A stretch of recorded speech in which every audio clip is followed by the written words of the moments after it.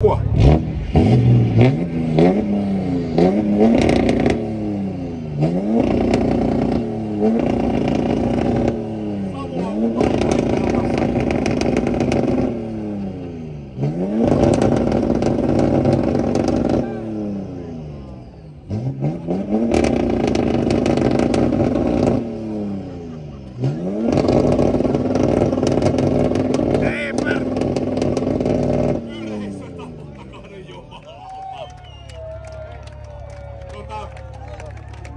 Mä epäilen, että sulla on toi partikkelipönttö aika silleen niinku jees.